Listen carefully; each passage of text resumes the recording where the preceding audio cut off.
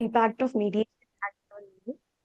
On behalf of YCM, it is my distinct pleasure to extend a warm and heartfelt welcome to esteemed experts who have joined here today. Let's welcome Jawad sir, who is a senior mediator having 15 plus years of experience on the panel of Tamil Nadu Mediation Center, one of the joint secretaries of the Tamil Nadu Mediation Center, an accredited mediator and trainer with the ADIA Group of UK, founder of Foundation for Comprehensive Dispute Resolution, FCDR. Thank you for joining, sir. Let's welcome Namita Shah, who is a co-founder of Resolve 360 and LegalTech Asia. She has an LLB from GLC Mumbai and is a gold medalist, chartered accountant ICAI, and a CPA US. She is also a member of the Mumbai Center for International Arbitration. Thank you for joining, ma'am. Let's welcome Satish Padi. Satish Padi is a principal associate at Khaitan and Co. in the dispute resolution and employment practice. Satish specializes in contractual and commercial law disputes with a focus on hospitality, construction, and infrastructure and oil and gas sector disputes. Welcome, sir. Yeah. And let's welcome Kudrat Dev, founder of YCM India. She's a conflict coach and lead trainer mediator, accredited UK, Mediation Council and Bar Council of India lawyer. She is also a Chevening scholar with an LLM in dispute resolution and linguistics from SOAS London. As we embark on our discussion today, I encourage each one of you to reflect on your own experiences on how mediation has impacted your professional and personal life. Whether you have embraced mediation as a crucial tool for conflict resolution or you have observed its influence in your field. I believe our collective insights and experiences will contribute significantly to our discussions. So, after this is we let's start our expert speakers, our panel discussion with a poll. Like we are going to get the opinion of our audiences, like with a comment poll, and based on how the audience's reactions and what is their opinion, we can come out with our experts' opinion on that. So let's go on to the first poll to Jawad sir. No, for the audiences, and based on that, Jawad sir will have this questions.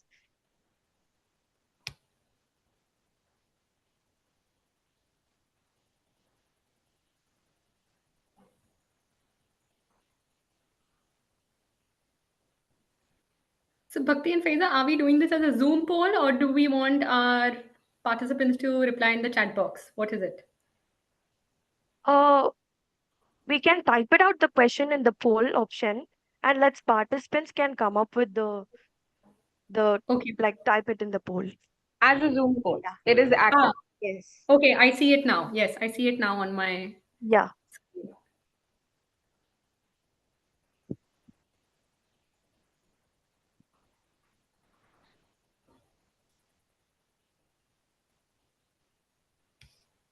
In that case, would you like to close this banner? I mean, the screen that Yeah, I agree. We can stop sharing the screen. Yes.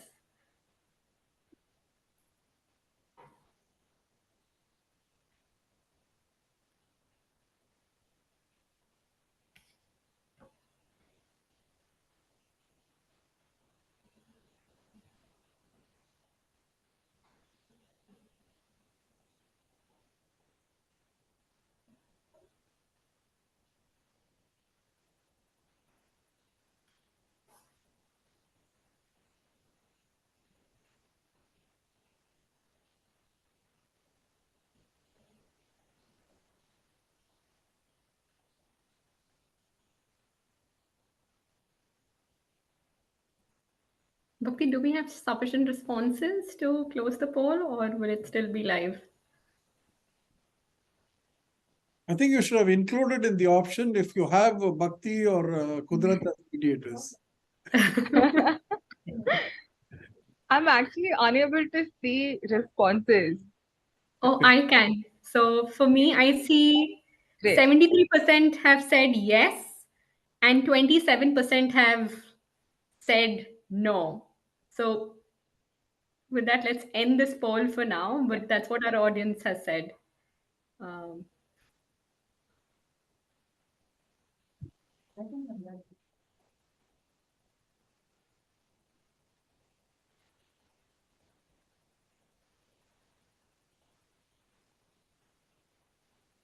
So we do have a peace-loving audience here. Good.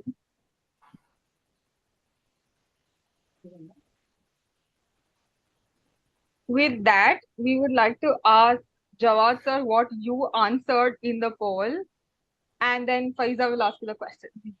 Yes. Oh, I didn't know that I was supposed to answer, but obviously my answer would be yes, because I would not like to die. Okay. Sorry, I didn't answer that. I thought it was only for the audience, but my answer would be yes. Okay. That's good to know. Faiza, over to you. Yes, sir. Going forward, sir, Jawad sir, this question is for you. A timeline or time limit has been introduced for mediation that requires the mediation process to be completed within 120 days. Will such a time limit hamper the process of mediation? If yes or no, and why and how? Well, I think actually the time limit, as far as my opinion goes, it doesn't make sense to me.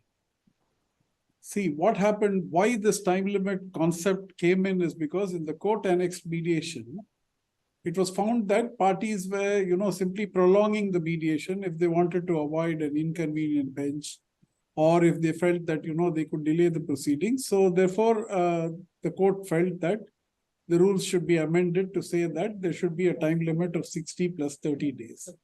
Now, for some reason, the legislature, in its infinite wisdom, decided to apply the same yardstick. Now, why I don't agree with the timeline idea itself is simply because mediation is a voluntary process. Why do you need to prescribe a timeline? You don't want parties to misuse the process or abuse the process. Now, what happens if one of the parties feels that the other party is abusing or misusing the process? It can simply withdraw from the mediation, right? And the mediation comes to an end. So where is the question of fixing a time limit? And actually, in practical experience, we have seen that even in court-referred mediations, where there is a time limit of maximum 90 days, we find that some mediations extend beyond that and they do get settled because parties take that much time. See, there are many factors here. One is how quickly are we able to fix the meetings, because it has to suit everybody's convenience. Everybody should be available. So how quickly you're able to fix the meetings? What is the duration of each mediation session that you have? All these factors play a very important role, and sometimes parties need that much time to discuss, like for example, I was recently doing a mediation, which was purely a commercial mediation, where it was the parties had to only agree on what is the amount on which they are settling. And each time they had to go back and forth, and it went on. And of course, it was under the Commercial Courts Act, and there was an extension of time granted by the mediation service provider who had referred the case to me. So they had to go back to the court and get extension of time. Now, what is the purpose of doing that? I mean, I don't see any reason for that. I somehow feel that the Act goes a little beyond its brief by almost converting mediation into something like an arbitration. So forgetting the fact that it is a completely voluntary process and people can always withdraw from it at any time. And if they are choosing mediation, because it is optional under the Act, it's not mandatory. But if they're choosing mediation, it is for them to decide how long they're going to take to reach an agreement, or whether they don't want to reach an agreement or they want to withdraw. That liberty should be given to the people, the parties who choose mediation. So it doesn't make any sense to me. That's my perspective. I think it will be hampering the mediation process rather than promoting it. So it is one of the provisions of the Mediation Act which actually do not, what should I say, do not recommend it as a good legislation. Okay. Though there are Thank you, sir. other good factors also. Yes, sir. The second question is, the Mediation Council will be established to lay down guidelines for CPD, certification, and the manner of conduct of mediation proceedings. How will this change the scene of mediation in India? Is there a need of practicing mediators on such a council? That's a good question, Faiza. Now, you take any professional body in India or anywhere in the world. You take the Bar Council of India. It is also a statutory body, but it is comprising of mainly practicing advocates. Okay. You take the Medical Council of India, it has doctors. If you take the Institute of Chartered Accountants of India, it has practicing chartered accountants on its council. Now, this is the only board where, for some reason, the government has decided that it will be a purely bureaucratic setup, where there is no representation of mediators at all. Even the chairman is supposed to be only some person who has been associated in some way with dispute resolution, or who has got some kind of a background in academics and all that. So there's no qualification prescribed that they should be practicing mediators. Now, I don't see why a professional body which is supposed to take decisions with regard to that particular profession should not have those professionals on the board, right? So it's again something that actually beats comprehension. Nobody is able to understand still why the composition has been made this way, unless the government feels that everything should be under its control. So that seems to be the only reason that has motivated such a provision to be such a council to be constituted. And I simply can't understand that how a bureaucratic setup like that would be able to decide on what is good for mediation, what kind of guidelines should be adopted, what kind of accreditation standards should be prescribed, what kind of qualifications should be prescribed, what kind of training should be prescribed. All these things can be decided only by the professionals who are in the profession, and not by a bureaucratic body that is set up with completely, people who are appointed by the government. So there's no, see, if you take the Bar Council of India, there are elections and people are elected to the Bar Council, right? So similarly, I think even with Medical Council, the same thing happens. So here there is no democratic setup at all, where there is, anybody the government thinks fit can be appointed to the Mediation Council. So I don't see any sense in that. So sorry, I have to disagree on these. I have to strike a negative note on both the questions that you've asked me to begin with, okay? But there are many other good things about the Act. Since you have asked me only these things, I'm forced to answer, give you the kind of answers that I'm giving you now. Okay, so thank you, sir. And next we are going on for a poll. It's regarding ODR, online dispute resolution.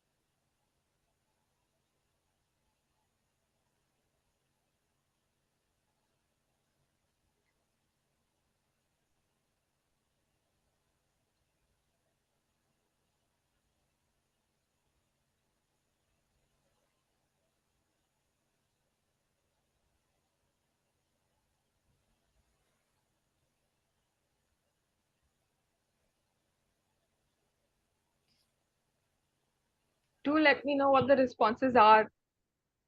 Okay, I can see them. So the question was, you and your close friend are in different cities. You were video calling them and ended up having a fight. Would you now also use a video call to resolve the fight with them? Options were yes and no. 64% say yes and 36% say no, which also seems to be a substantial number of people saying no. Over to you, Faiza. I know you want to get Namita's insights on this one. Yes, Namita. So what is your view and what is your take on this? Since we have most of the audience or students and their mindsets, and we are a collective audience, but majority, 70% of students here. So their mindset. Yeah, that's actually interesting. My answer would definitely be a yes, that it would be a first mode for me. If it doesn't work, of course, other mechanisms and modes also exist, but I would give it a try, especially if it's different cities. I rather not wait for delays of both of us trying to coordinate schedules, meeting at one point, etc., and lose all that time and effort. Try and work out an online mediation. If it doesn't work, we can always meet, and maybe when we meet, we can celebrate a resolved dispute instead of trying to resolve it when we meet. So that would be my take on it. Yes, Namita. So the question for you is, the Mediation Act paves way for ODR and how online mediation is currently conducted in India. In what ways will mediation service providers have to upgrade their processes and systems to be able to provide for the efficient conduct of online mediation? Yeah.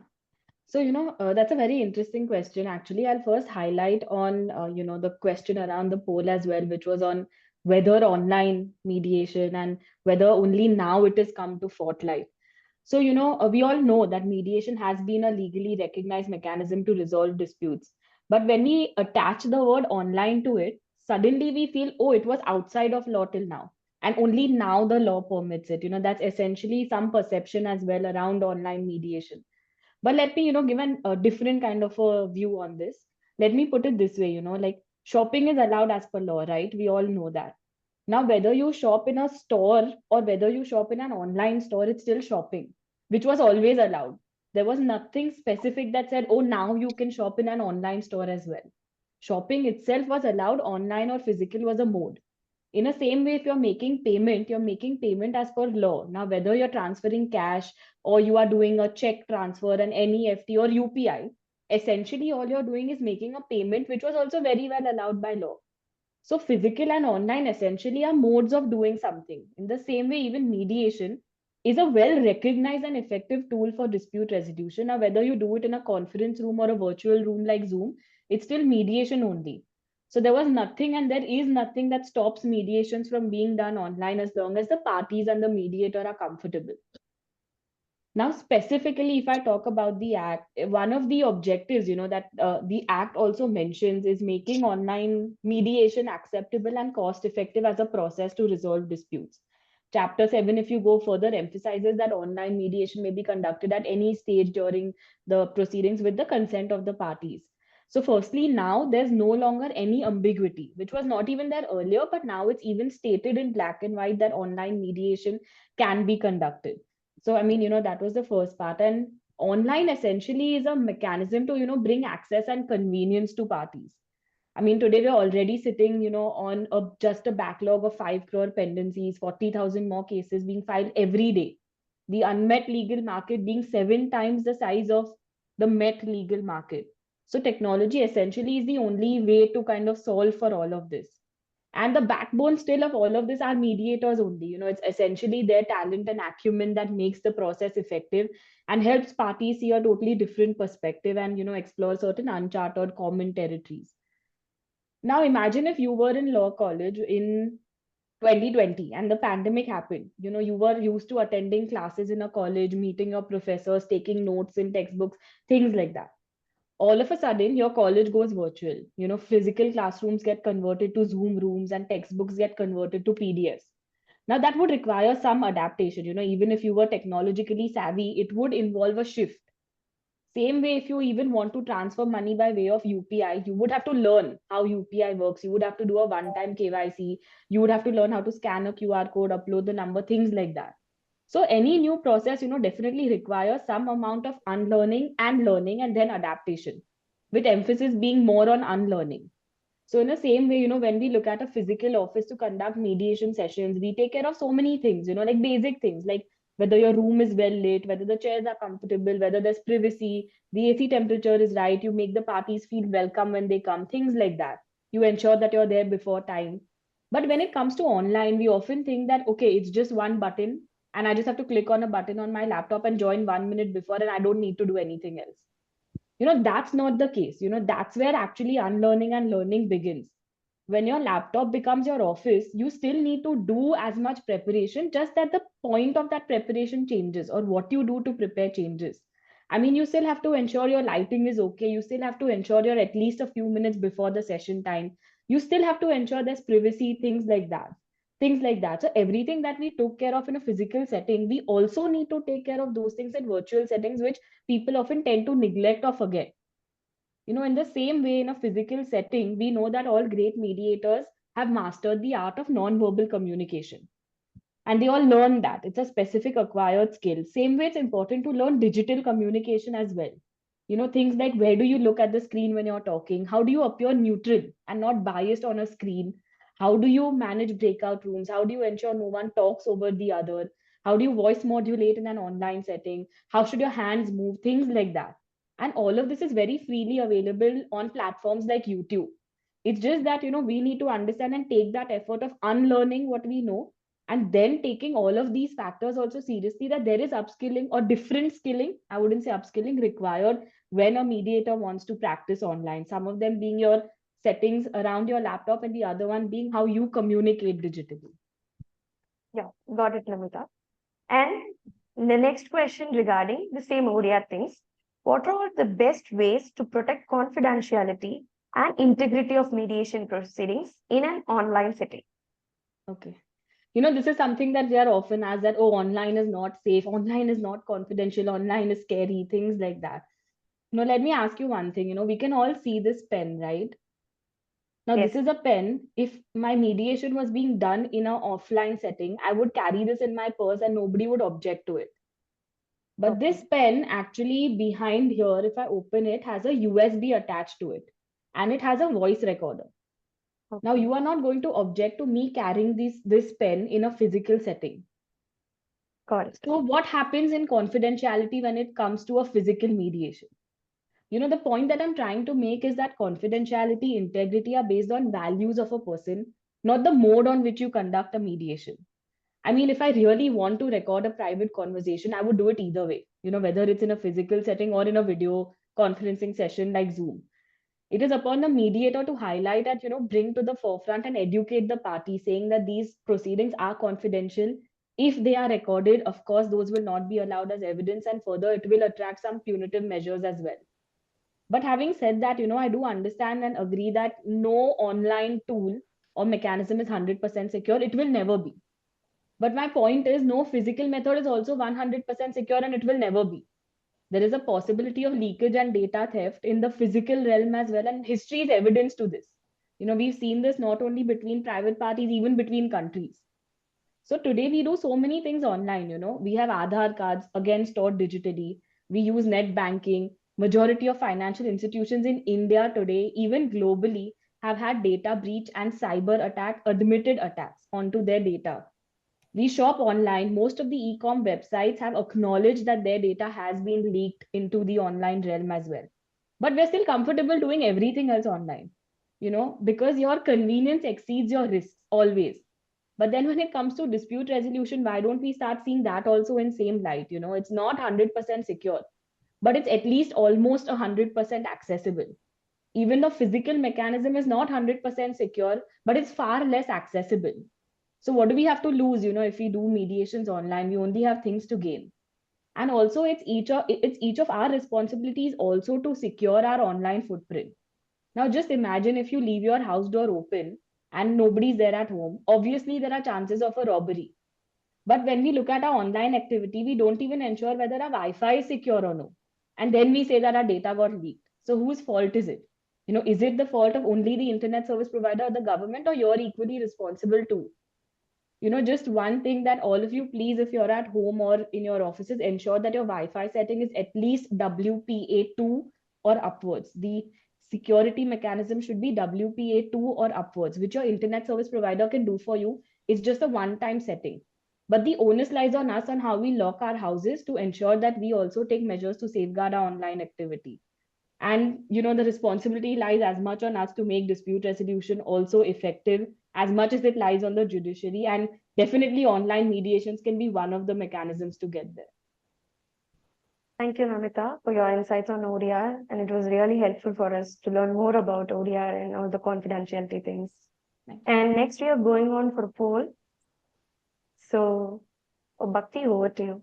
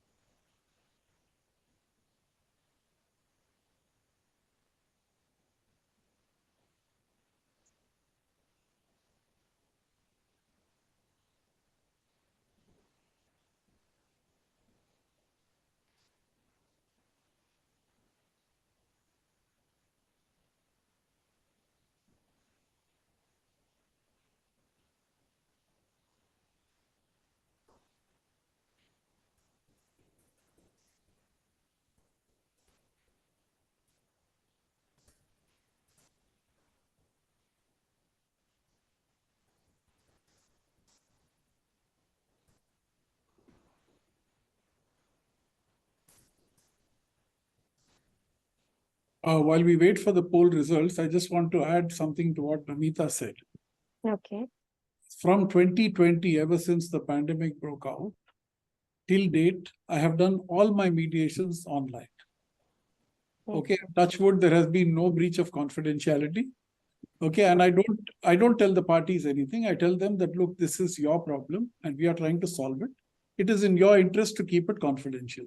I'm not going to ask you to rotate your camera all over the room. I'm not going to ask you who's there along with you. I'm not going to ask you whether you're recording it or not.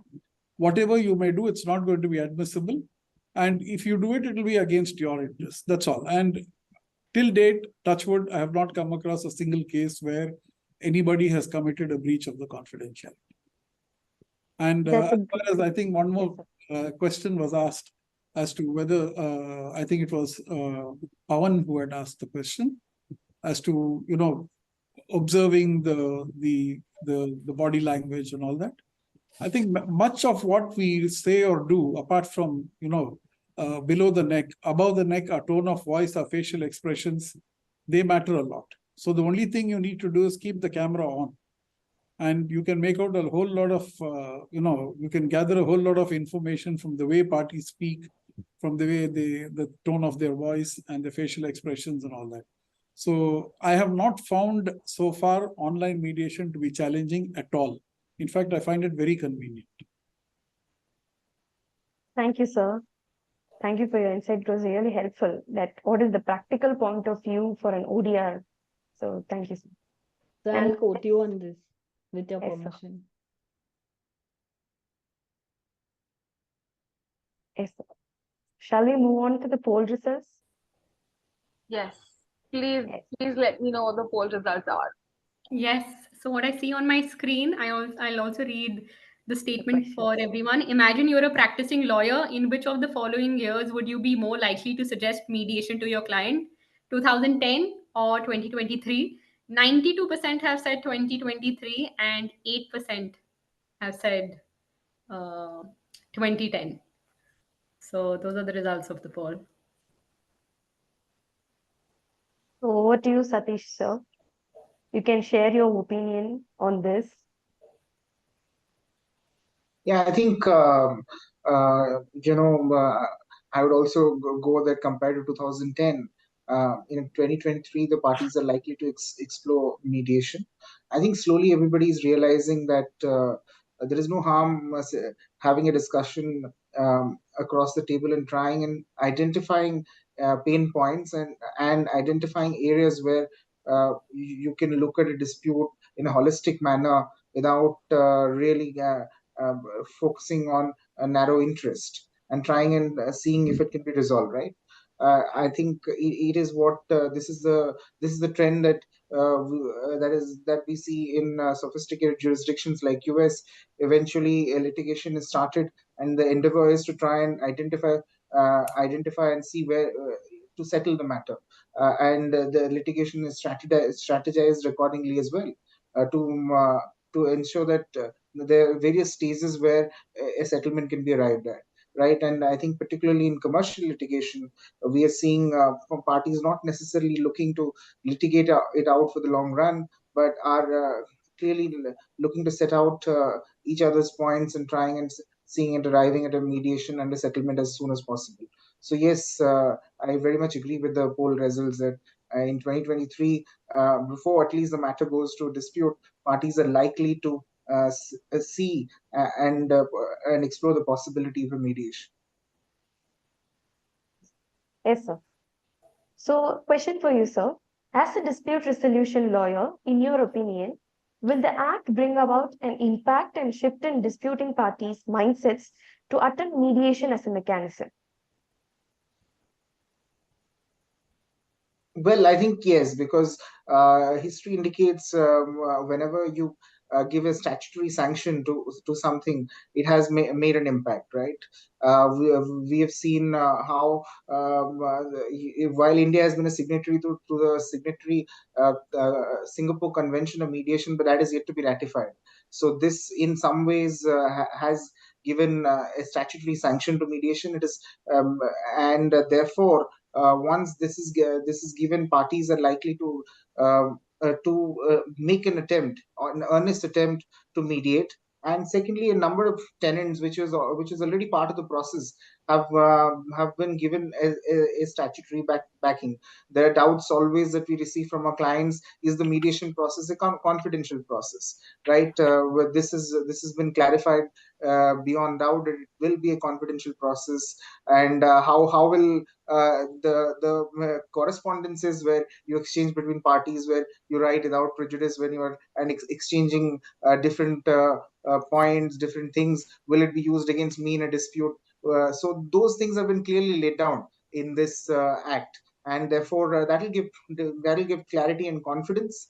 And second, in some ways, it has been a lot of things have been picked up from the Arbitration Act, where, like an arbitrator, you're supposed to disclose if there are any conflicts in being in media, if you're an interested party, etc., which is a good thing. Then the termination of mandate as well is a sort of a similar sort of provision that has been picked up from the Arbitration Act.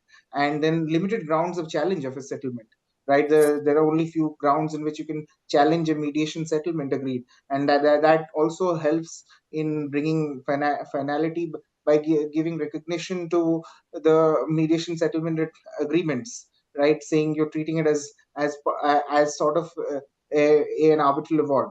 So therefore, in essence, this act intends to bring some seriousness to the table, where slowly you will find mediation evolving as a separate practice in its true sense.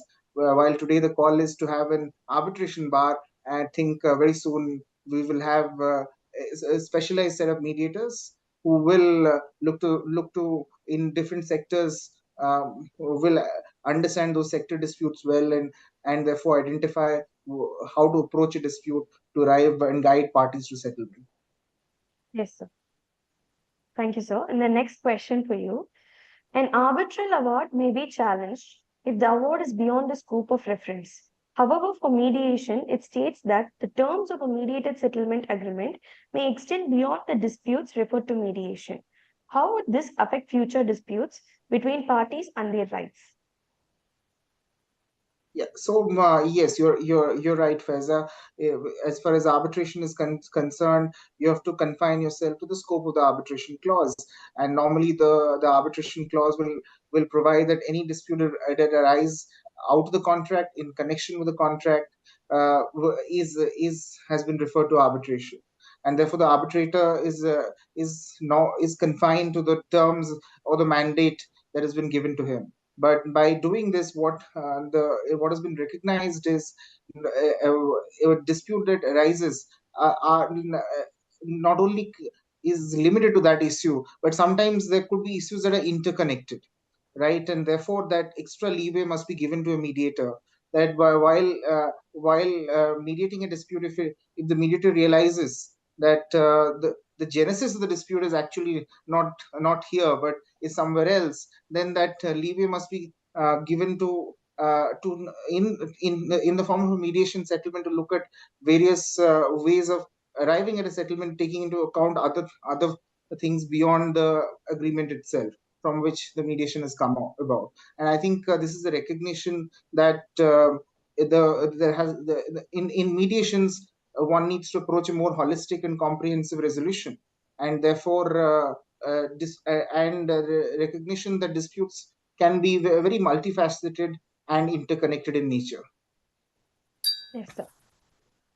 Thank you, sir. We got like from a dispute resolution lawyer, it's a different perspective from you, and thank you for your insights, sir. And Bhakti, over to you for our next poll.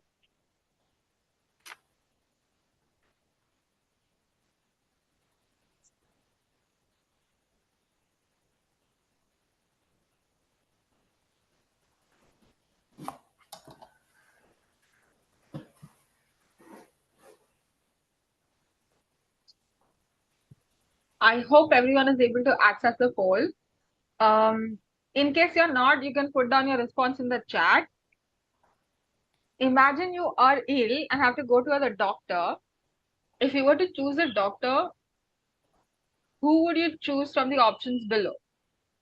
First option, a 60-year-old who was an artist all along and then became a doctor 2 years ago. or a 35-year-old who comes from a family of doctors and has been practicing since the past 10 years?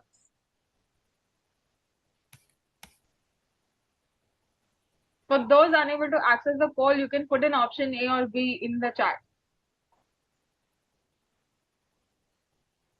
Can I just add on to what Satish said about the scope sir. of. See, the thing is, one thing we need to remember, the difference between arbitration and mediation. Arbitration is an adjudicatory process.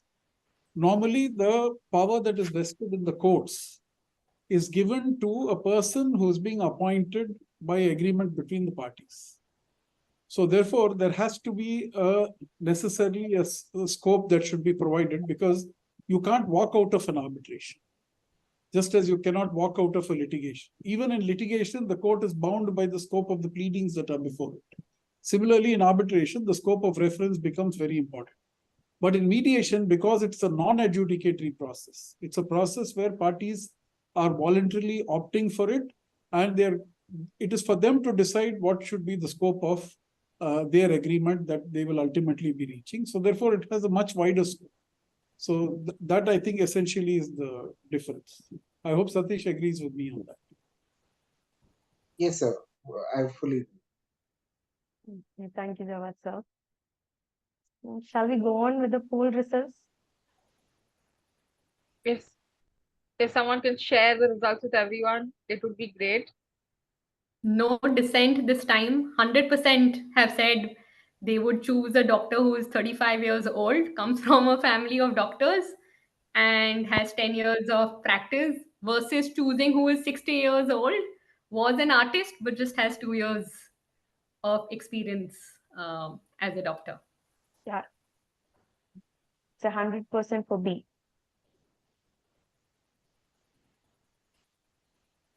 Yes. Over to you, Kudrat. What's your opinion on the poll? And it's 100%.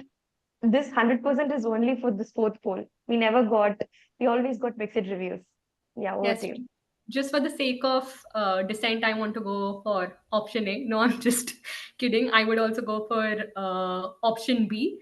But I think this question invokes an important realization within us, right? If I did not have these qualifications in front of me, and if there were two profiles, and I'll be honest, even now when I choose a doctor, I'm likely to go for someone who has, white hair or gray hair, and be like, this person is experienced, maybe has done a lot of surgeries or whatever, depends on what the ailment is. But let's be honest, that bias is there. And recently in one of our mediation trainings, someone used the word ageism, and then I googled how has it been defined, and the WHO has also gone to the extent of giving it an official definition, where there's a stereotype which is then results into some sort of decision you take because of an age of a person. And in the US, ageism is being defined as a negative stereotype against old people. Yeah. So really interesting perspectives. But when you talk about ageism in the context of mediation, for me, there are two options. Either you look at it as a problem and say everybody who's been a practicing advocate is very senior, has experience, will now be able to mediate, and let's get them into the mediation force and our mediation community as mediators. Or on the other hand, you can say mediation is something which can be gained, practiced, no matter you're a young person. You can be a 60-year-old sitting in a mediation training, or a 19-year-old, and you pick up the skill of mediation. And of course, experience always brings some insight and adds value. And when I want to look at ageism as an opportunity for mediation in India, because let's face it, I had some stats. 50% of our population is under 25 years of age. 65% is under 35 years of age. If we can use technology to scale and make things accessible, why not use our young population to make mediation accessible and scalable? Yeah.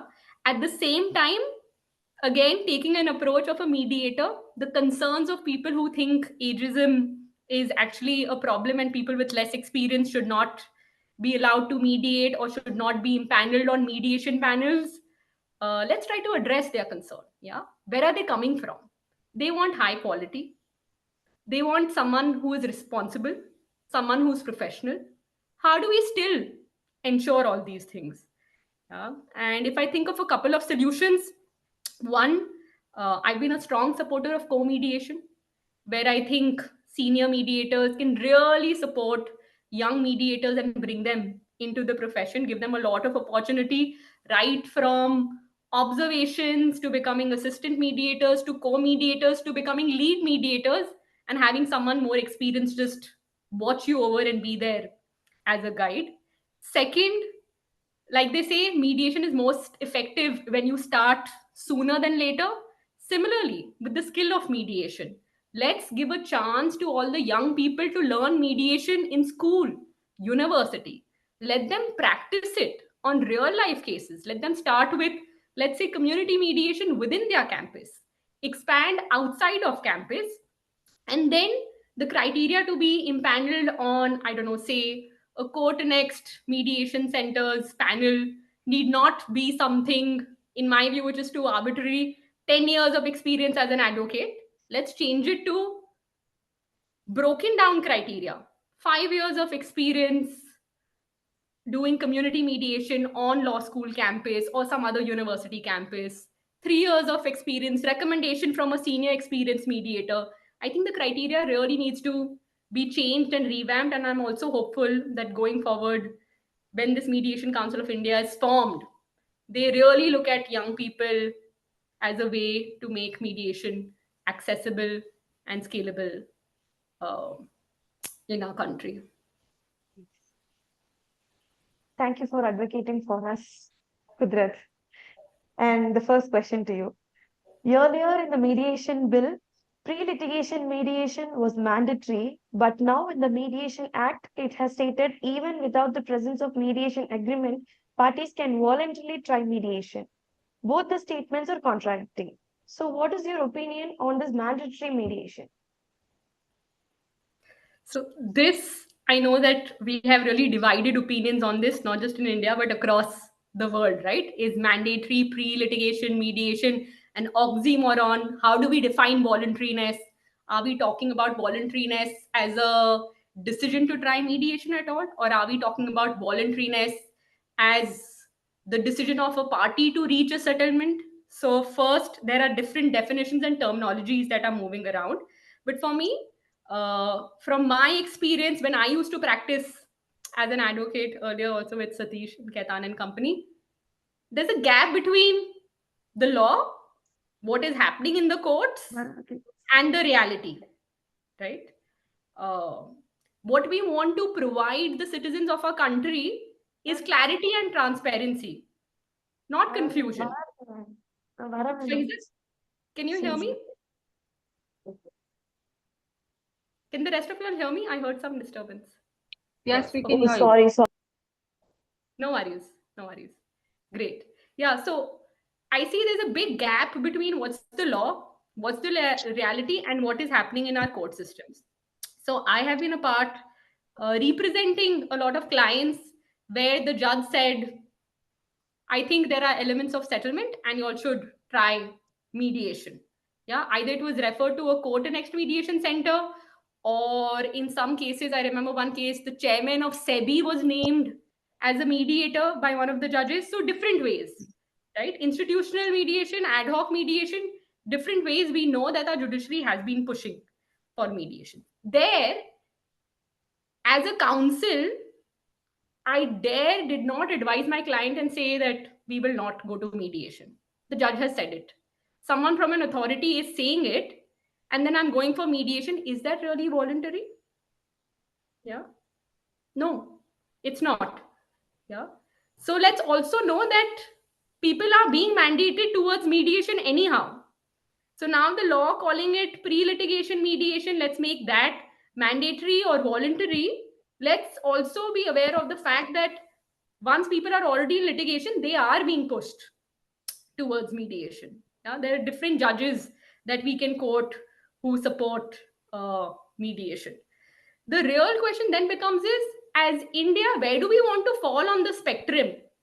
Are we directly going to mandate pre-litigation mediation, or are we going to do it through a backdoor way? So let me give you an example of another another jurisdiction. So let's talk about the UK. I don't know how many of you are aware about the Hasley case and the principle from 2004, which basically says that if the other side made a reasonable good offer to you, yeah, and you refuse that offer to settle, and you decided to fight all along in court, and years later you get a judgment which probably can be in your favor, but the amount that is being awarded to you is close to the amount which was offered to you earlier, and you refuse to accept that, then you will have to bear the litigation costs also of the other side. Yeah. So for me, this is an indirect way of saying that, look, if someone is trying to amicably settle with you, please give it a fair shot. So that intention and clarity, I think in India right now is blurry, has been missing. Yes, we have the act. How do citizens read the act? So I asked a friend who is a housewife, and I asked two people who are retired from the defense forces. Can you read it and can you tell me what you understand of it? Yeah. Three of them said, we have to try mediation. Before we go to litigation, we have to try mediation, but we must do it voluntarily. What does this mean? Utter confusion, right? So from my perspective, my request to the people who are drafting the law.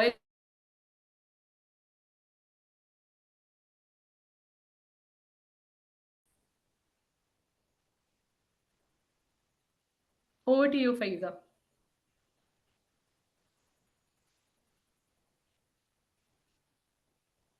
Faiza, you're on mute.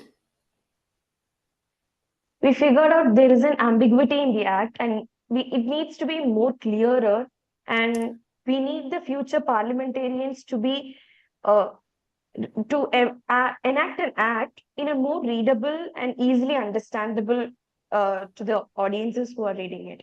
Since mediation is not alone the practitioners that we are reading it, also common people also should understand the language. So we must concentrate. I got the clarity on that on the previous question. So moving on to the second question. In India, we are conducting court annexed mediation since 2000s. Many court annexed mediation panels require you to be an advocate with 10 to 15 years of experience at the bar practicing. On the other hand, in London, students are involved in community mediation. Don't you feel that for the sake of gaining experience, we are lagging to speed up the process in India? Absolutely. And there I will share my personal story. After working in a law firm, and I have to say, getting exhausted with all the delays and even other, just the way our legal profession in certain cases works, I decided to go for my master's. And coincidentally, my last day in my practice here in India, my last day, I was in the Supreme Court assisting a CEO who had been referred to mediation by the judge. Yeah. And he refused to cooperate.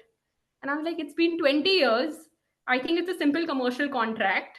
You know what you want. We have such a senior mediator assisting us. Why are you not willing to cooperate? Yeah. And I could not find that answer. With that question, I left for my master's, spent more time with mediation, got trained as a mediator, shadowed mediators leading in different fields from insurance, maritime, commercial, community, did all kinds of stuff. And then what stole my heart was peer mediation, youth mediation, where we have young school students as young as 5-year-olds to teenagers who are solving day-to-day real problems through mediation.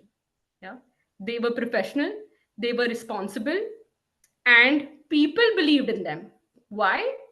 Because they gave them a shot and realized, yes, they are professional, they are responsible, and mediation is a voluntary process. At any moment, if they felt that they weren't getting what they wanted, they can move away from it. So the mindset change will happen in schools, universities at an age when you are young. If that CEO had a mediation chapter on his college campus, maybe he would have been more open to the idea of saying, yes, actually, it worked or it did not work for me because of ABC reasons. Can you address those concerns? Yeah. So let's give an experience of mediation to people as mediators and users of the mediation process early on, and then we'll see a change. Sure. Thank you for your insights on this. So let's go on to the call to actions. So what is this mediation roundtable? What we are going to take it as a takeaway for this. So Bhakti, over to you on the slides.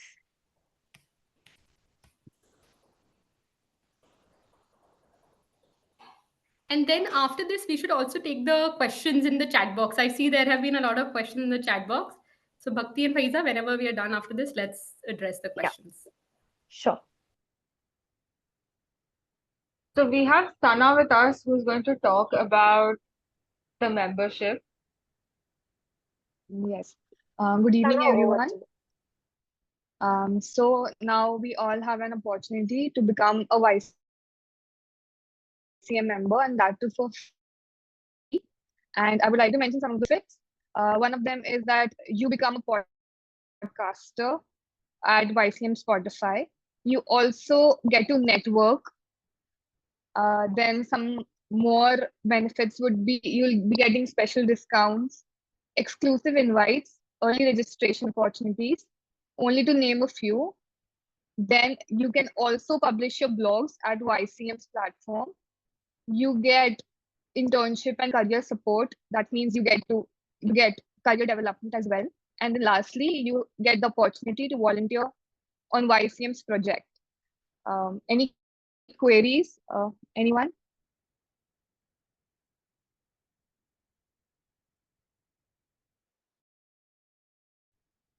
Okay. Over to you, Bhakti. And this is like an overview of the different things that we're doing here at YCM and how you can benefit from these opportunities as well. We have different sorts of trainings happening from mediation to negotiation to dispute prevention. We hold negotiation and mediation simulations, and there's a lot of different things out there. We have growth opportunities as well, slightly different for professionals. And here's the QR code. This is also the QR code which gives us feedback. So please scan this and take 2 minutes to fill this out, and then we'll take up all the questions.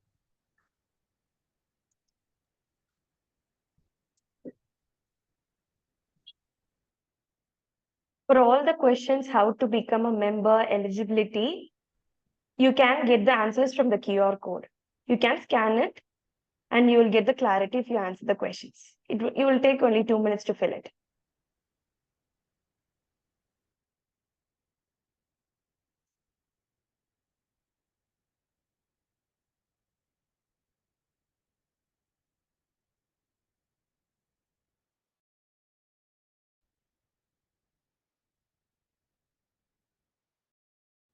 Someone is asking where to scan. It's on the screen. You can just scan it.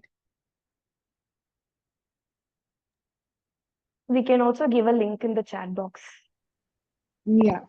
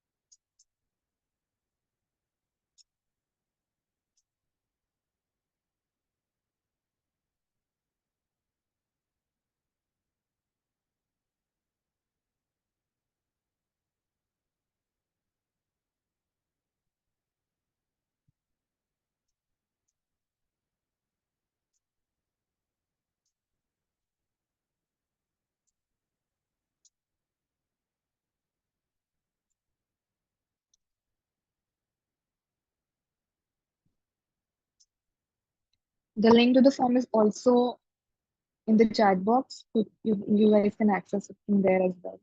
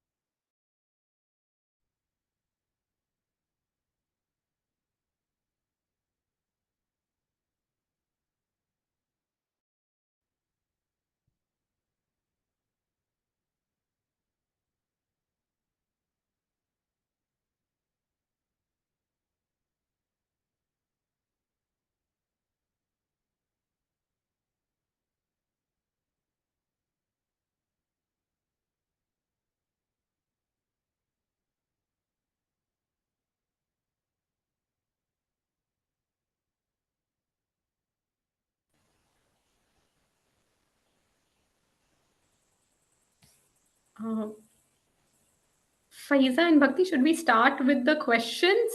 In the meantime, I will request you all to raise your hands. I see Devangi's hand is raised up. Requesting the rest of you all also to raise your hands. I know some of you all have already put your questions in the chat box, but if you would like to have a conversation with us, then please feel free to raise your hand and then we'll call upon you and discuss your question. Over to you, Bhakti and Faiza. Yeah. Yes. So I can see Devangi and Pawan's hands raised. So we'll take their questions and then the questions that were put up in the chat box. Devangi, go ahead.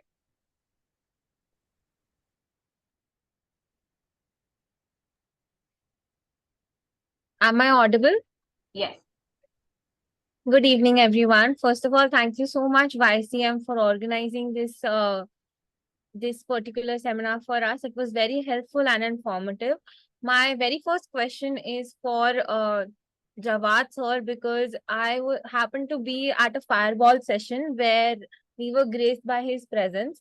And there we discussed about how ethos or the human emotions are very necessary in a mediation session.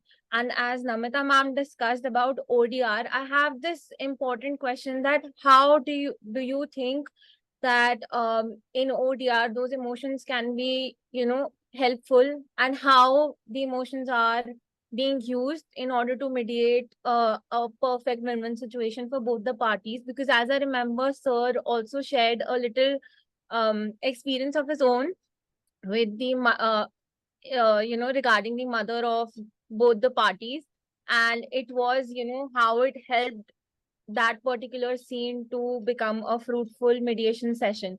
I don't believe that during ODR that particular thing can be done, or the emotions of both the parties can come into the picture. Hey, that's a very good question, Devangi. Actually, in the context of the experience that I had shared in the fireball session, because just for the information of the audience, that was a case of a partition dispute between siblings. And there was a big fight going on, and the mother used to attend all the mediation sessions. And ultimately, we could not reach any conclusion because there was so much of animosity between them. But I could see that the mother was going through a lot of, anguish and pain because of the kind of problems that were there between the children. She was not happy about it. So I was being very nice to her, generally ensuring that she was comfortable and all that. Then what happened was when the mediation failed, she looked at me and said, she said, "Beta, I don't know who you are or where you're coming from, but you have shown so much of kindness to me throughout these proceedings, throughout all these days that I have been coming here. I don't know what I can do for you." So I was really touched by that. And I, as I told earlier also, I'm not the feet touching type, but I still could not resist the urge to, reach out to her. So I touched her feet and said, "Ma, just give me your blessings. That's enough." And I walked out. And 10 minutes later, the brothers and sisters walk up to me and tell me that we are going to settle. I said, what happened? Why this transformation? And why did you change your decision? What made you do that? They said that when we saw the kind of concern that you were showing our mother, you are an utter stranger who doesn't know the family in any way, but you were showing so much of consideration for our mother. We felt very bad that, her children were causing her so much trouble. And we don't know how many years she's got to live, but we want her to live a life of, happiness, seeing her children resolve their disputes. So, yeah, Devangi, you're right, because, sometimes this kind of magic doesn't happen. There may not be any scope for this kind of magic in, online mediations. But having said that, I would like to also say that, there was another case where before COVID started, this mediation started. And there was this lady who was not coming for the mediation at all. And in fact, I was thinking of referring the case back because I held 3 sessions and she did not turn up and we didn't get any information from her. Then COVID happened, and then what happened was I told the center that let me try online, let me try to, send her a Zoom invite and see whether she attends that. And surprisingly, she attended it. And I asked her what happened, why did you not come for the 3 earlier sessions? Because I was going to close the mediation. And she said that, sir, I have a 2-year-old child and there's no one to look after my child. And I cannot come to the court and spend my time standing in the queue to get an entry pass and then, come and sit there, wait for my case to be called. It's impossible for me to do that, but online suits me because I'm sitting right at home. My child is with me. I'm attending to my child and I'm attending the session. So that's the other end of the spectrum. So we have to, somewhere we need to find that balance, because what I invariably do is where I feel at some point that a personal in-person session might be helpful to help the parties to move forward, I suggest that why don't we meet? Because it again happened in another partition dispute where there are quite elderly people fighting with each other. And it was completely going on online, but nothing was moving forward. And there was a complaint which had been filed by the sisters against the brother, a police complaint. He was threatened with arrest. He had gone for anticipatory bail. So he was again and again expressing his anguish about what the kind of experience that the sisters have been put him through.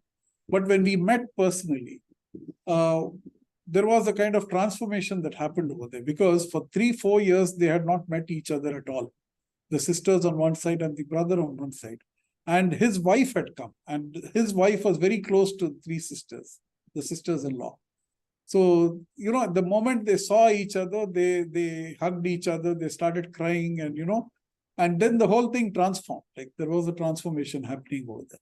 So these are things that, we see, because it's very difficult to say which is good, which is bad. There's no such thing that we can, we cannot lay down some kind of a standard thing that online alone will work or, in person alone will work. There are different ways. But just one thing I would like to add before I complete this, my answer. Sorry, I'm taking up a little time. I conducted for the Maharashtra National Law University, they started an MA in mediation course.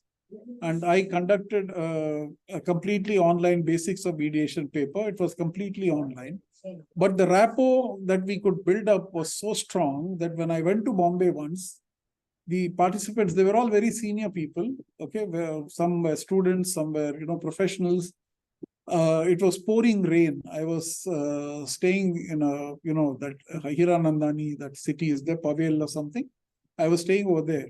When they came to know that I was there, in the pouring rain, they all came to see me. About 20-30 of them turned up. And that was the kind of bond we could build up online, So it's not as if, online you can't build bonds. I have met Namita only once. I have not met Kudrat at all. And Bhakti, of course, I have met. But we share such a strong bond with each other. I'm sure Namita will vouch for that. I don't think she'll disagree. I've met her only once. But, it was the moment I saw her, it was like as if I was seeing my own daughter or something. So that was a kind of, therefore, it all depends on how you use the medium that you have at your disposal. It all depends on that and how well you can use it. And as Namita pointed out, you need to learn the skills of how you can communicate online. What kind of expressions you're going to use, what kind of body language you're going to use. Your hands are visible, your face is visible, your shoulders are visible, right? So, and your tone of voice is the most important thing there. Okay. Thank you, I think, saying that, and I absolutely agree with sir. And just to add to what sir said, when I spoke of online mediation in that context, just a real life example with all of us, right? Like during COVID, we wished our family and friends their birthday wishes online. We all used WhatsApp, audio, video, etc. Did it mean that our emotions became less towards our family and friends because we met them online? It didn't, right? We use these mediums on our day-to-day lives, but we just feel we can't use it for dispute resolution. When you're using it to build that bond, you can use it to resolve a dispute as well as equally. If you call your friend versus meeting your friend, your bond is still as close. So it doesn't differentiate whether you are meeting in person or whether you are meeting online. I completely agree with you that we cannot replicate human touch and feel. But then life comes in the way and issues come in the way where we would love to have 5 crore rooms for physical mediations in one place and all 10 crore parties in one place. But is that possible? It's not. That is why we have 5 crore pending cases today. If they could have been done virtually, reality would be different. So it's your next best alternative. And if you add reality to it, it is your best alternative forward. Thank you, Namita. Let's ask Pawan. Pawan, you can unmute. I have another question. We have, let's take you in the next question because people have been waiting for a long time. So that's why. Thank you. Pawan, you can, Pawan, Yeah. you can unmute and talk. Yeah, thank you very much for the opportunity provided for me to ask the query. And this has been a wonderful session, which I was able to explore my career opportunities too. Like here, the basic query of mine is like, how can young mediators tackle against the ageism which is prevailing in every other profession? Like if you take advocacy, there are generation, there are, if I need to say the fact, there are people with my same class having the background of lawyers and etc. And there are few people who are coming from a different background and they are willing to succeed in it. And when I ask to every other senior advocates, the simple fact they are saying is that they say that everybody get success, but it will take time in profession where the minimum age requirement is 35. But if we need to see the practicality, if a person who come if I need to say the fact, if I am from the rich background, so I won't be having any problem in financial assistance or anything else. I'm taking up a scenario where a poor person who got into a college or anything university and willing to do this profession, and he has the knowledge, but due to this ageism factor which is which is being prevailed in this if I need to say the industry in professional industry, there are many other talents which has been wasted. So what is your opinion? How can we tackle it? That's my query here. Pawan, such an important question, and so many people struggle with this, right? And I will add myself in the category of so many people struggle with it. So, from my perspective, there are two options, right? One, you say, okay, this is there, this is a problem, and this is a stereotype people will have against me. So, I have to live with it, and I will choose and strategize my career path in another way so that this does not affect me negatively. Or the other option is you become the change that you want to see. Yeah. You try to understand why do they say that young people cannot do this? What is it? Yeah. So like earlier I was saying in the context of mediation, is it quality? Is it actual mediation experience? What is it? Or are they coming from a place where they think they would not want to listen to a young person say something and they are more likely to listen to an elder person say something? And you can't change people's mindsets overnight. So you also have to be, aware of that fact. And then you ask yourself, which journey do you want to take? But I would still say be practical, strategize try to address their concerns. And I will share an experience. I was in the Supreme Court of India, and my senior advocate did not show up, and my client was paying for that appearance. And I had two options: either to go and ask for an adjournment, or to ask my client, should I argue this part for you? Do you, give me your consent? Are you okay with this? What do you want? And they said, look, we are paying for this. We think you can do it, but will the judge take you seriously, Kudrat? I said, that you leave it to me. Right? So I go in there, and both the justices are ready. There's a senior advocate on the other side, and maybe they're thinking I'm going to ask for an adjournment, but I did not. And I was very well prepared. And I said what I had to say, and they found merit in it. Yeah. And we had something favorable.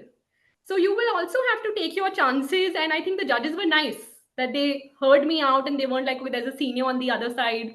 We have too many cases on our list today. Let's just push this for another time. So you have to take your chances, be prepared. And when you have those opportunities, know that you've got to shine. Yeah.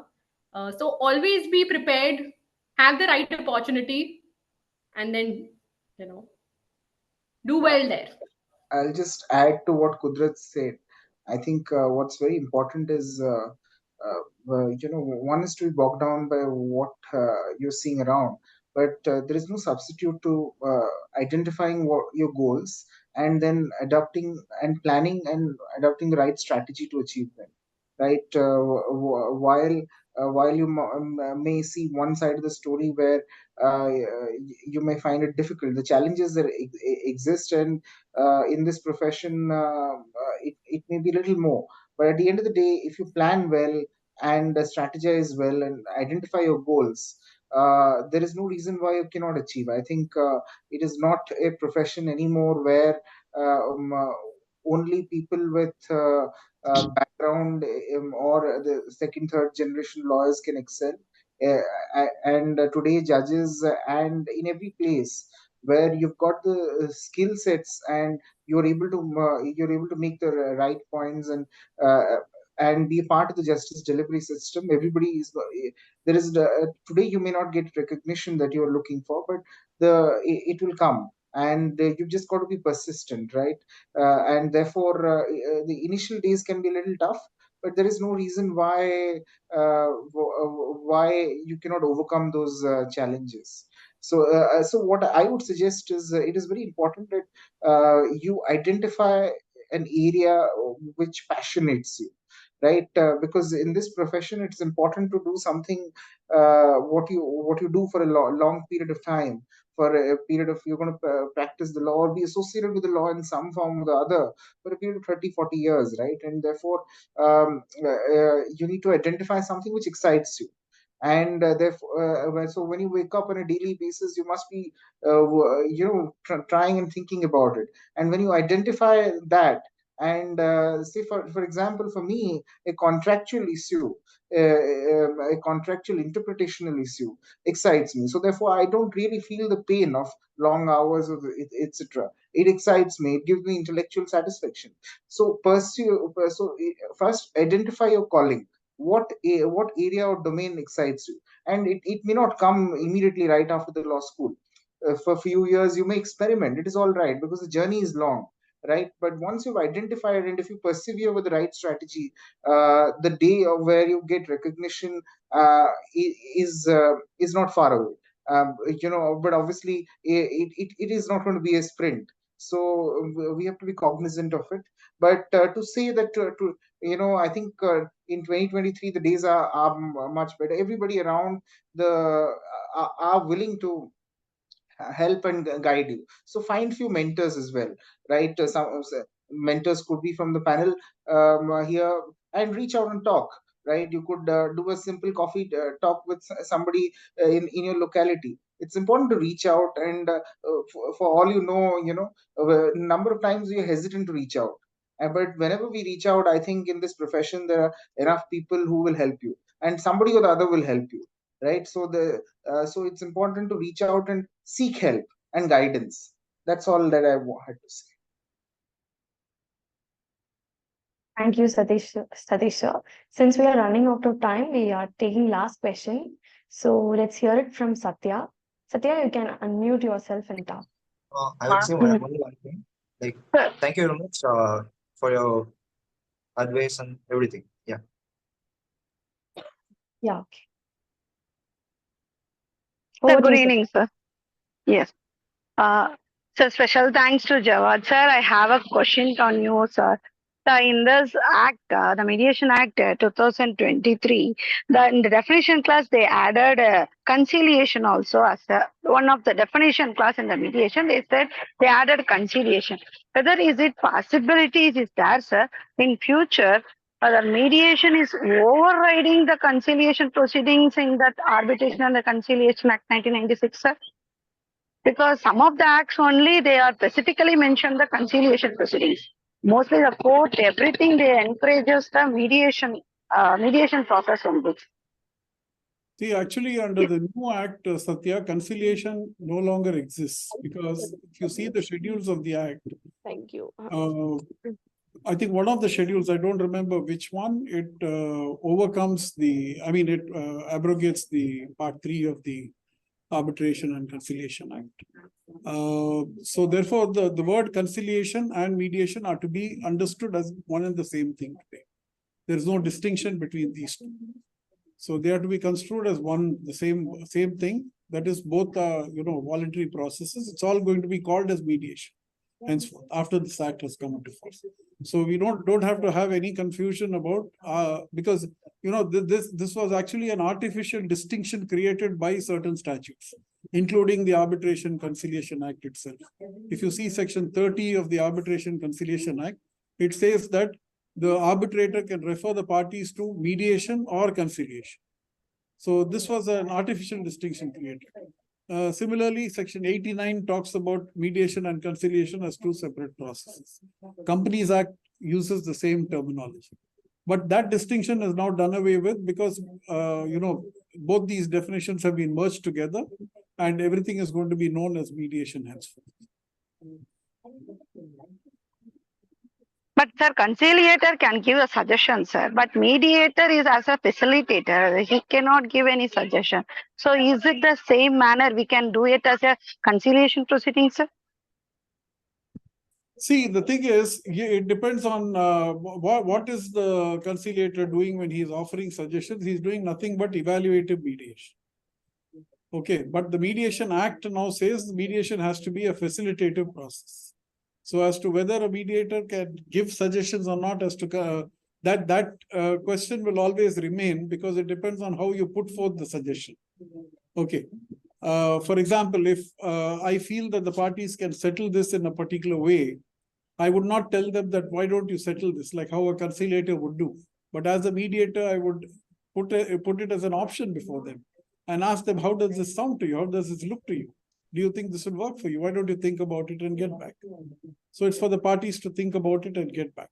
But, now that the distinction has been done away with, it becomes completely irrelevant for us to argue as to what the conciliator can do and what the mediator can do.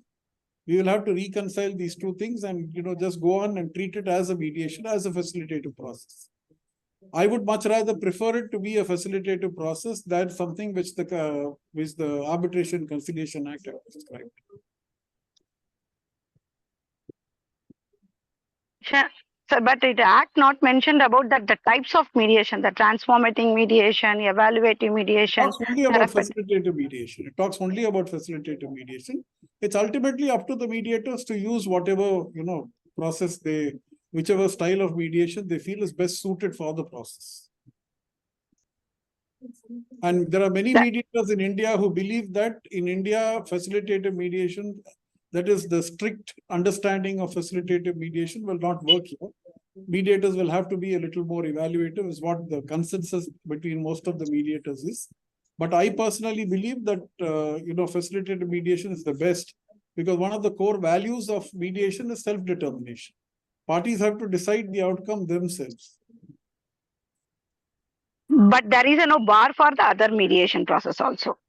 The act is not barred any type of mediation if the mediator is want to adopt that transformative mediation or evaluating mediation. You can interpret the act that way if you want. No problem. Thank you so much, sir.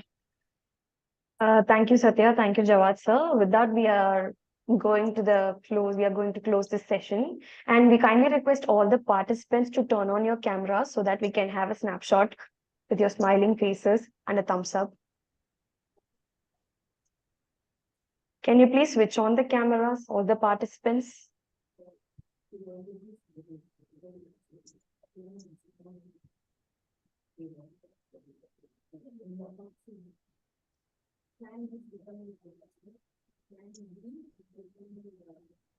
Ishan, are we ready to go? So, This was thumbs up. everyone, please have a nice wide smile. Thank And you. I also 1, see some 2, thumbs up. Yeah, thumbs up. And 3, 2, 1.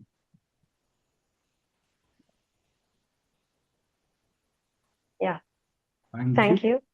Yes. And I sincerely thank all the participants of this mediation roundtable. I would like to express my profound gratitude to each and every one of you for unwavering commitment and active participation shared over the course of our discussions. I must say that I have been deeply inspired by the passion and dedication displayed by all the experts. Your valuable insights, diverse perspectives, and your willingness to engage in open and constructive dialogue have enriched our understanding of mediation's role in conflict resolution. In closing, let us remember that mediation is not just a tool, it's a philosophy, a commitment, and a catalyst for positive change. I'm confident that the connections made and the knowledge shared during this mediation roundtable will continue to ripple outward, shaping the future of conflict resolution for the better. Thank you once again for your participation and your passion for mediation. Let us carry the torch of mediation's transformative power forward, making our world a more peaceful and just place, one mediation at a time. And yes, you can resolve it and you can win it. So I kindly request the participants to please fill out the feedback form in order to continue your journey with mediation and with YCM. Thank you. Thank you. Thank you so much. Heart goes out to our expert friends, Jawad sir, Satish, and also Namita. Together, we are building a world where no matter what it is, you can resolve it. Thank you. Thank you. All the Thank you. best to everyone. Thank you. Thank you. Thank you.